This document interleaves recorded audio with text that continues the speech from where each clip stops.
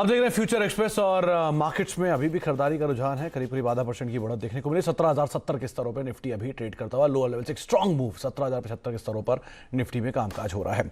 चले आगे हम बातचीत करेंगे। अब हमारे साथ हेवेल्स की मैनेजमेंट मौजूद है, अनिल सर मौजूद है बातचीत करने के लिए। खासतौर से कंपनी ने जो ये प्लांट शुरू किया है राजस्थान में, इस पर चर्चा करने के लिए।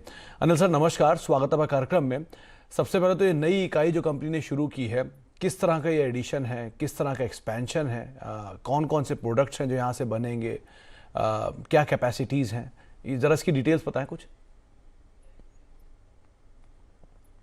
देखिए, ये यूनिट की शुरुआत हुई थी जस्ट बिफोर पेंडेमिक, जब हमने एयर कंडीशनिंग फैसिलिटी वहाँ पे लगाई थी।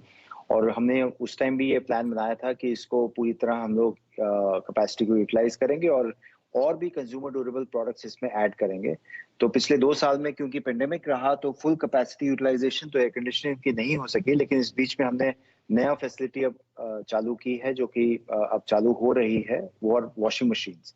तो वॉशिंग मशीन्स की भी एक कंप्लीट नई फैसिलिटी लग गई है। तो कंज्यूमर ड्यूरेबल्स में अपने आप में एक काफी अच्छा एक पोर्टफोलियो इस यूनिट से निकल के आएगा।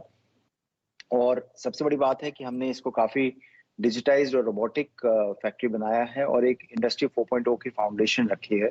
तो जो नया मैन्युफैक्चरिंग एक्सीलेंस सिस्टम भी हम इसमें डाल रहे हैं, वो भी हम इसी फैक्ट्री के साथ शुरुआत कर रहे हैं। अच्छा अनिल सर, जो बात आप कह रहे हैं कि एसी और वॉशिंग मशीन्स, इसमें तो ऑलरेडी कामकाज हो रहा है। कुछ और नए प्रोडक्ट लाइंस और कुछ नए और प्रोडक्ट्स जो हम ऐड करने वाले हो इस यूनिट के अंदर?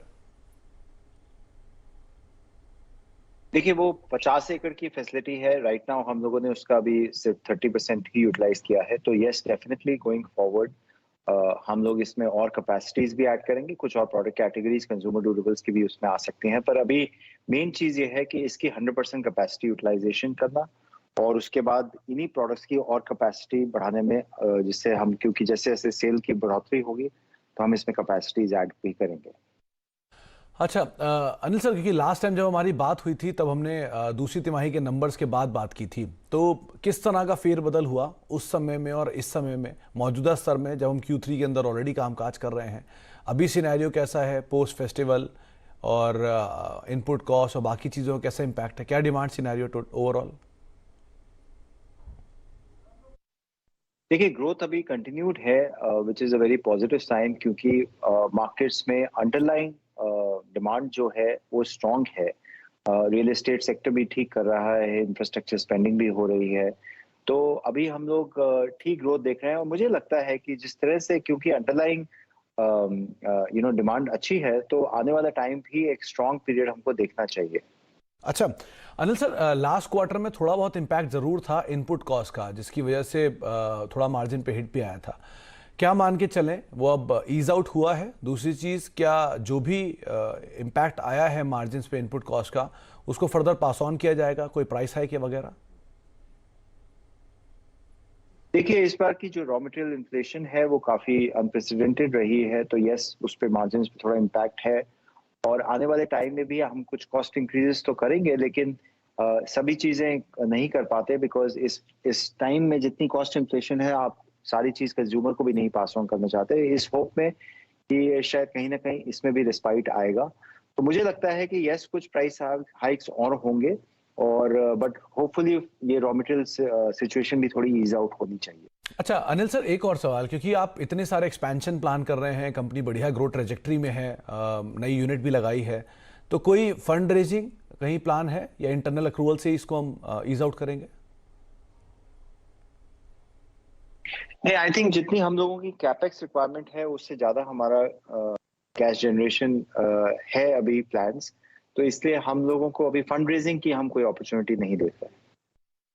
चलिए, बहुत बहुत शुक्रिया अनिल सर हमारे साथ मौजूद रहने के लिए और सभी विस्तार योजनाओं पर चर्चा करने के लिए, अपना कीमती समय हमें देने के लिए, हमसे बातचीत करने के लिए। और अमित जी, आपका भी बहुत बहुत शुक्रिया बाजार पर हमसे चर्चा करने के लिए और मार्केट्स पे अपनी राय रणनीति बताने के लिए। हेवेल्स फिलहाल तो मोरलेस फ्लैट टू पॉजिटिव टोन पे कामकाज करा, लेकिन हाँ, एक बढ़िया मूव स्टॉक में रिसेंटली जरूर देखने को मिला भी था। 17,080 के स्तरों पर निफ्टी अभी कामकाज करता हुआ दिखाई पड़ रहा है। फ्यूचर एक्सप्रेस को तो यही समेटेंगे, लेकिन जाने से पहले CNBC आवाज और नेशनल स्टॉक एक्सचेंज की के साथ मिलकर एक इन्वेस्टर जागरूक करने के लिए खास कैंपेन चला रहा है इन्फॉर्म्ड इन्वेस्टर। स्मार्ट निवेशक समय समय पर अपना अकाउंट सेटल करते हैं। वे फंड और सिक्योरिटीज को अपने ब्रोकर के पास बेकार नहीं पड़े रहने देते हैं। हम आपको एक अहम जानकारी ये दे दें हैं कि बिना किसी एक्टिविटी के अगर 1 साल से ज़्यादा अगर आपका फंड ब्रोकर्स के पास पड़ा है तो उसे लोन माना जाता है और इसमें कोई इन्वेस्टर प्रोटेक्शन नहीं मिलेगा। इसलिए सजग रहें और अपने अकाउंट का खासा ख्याल रखें।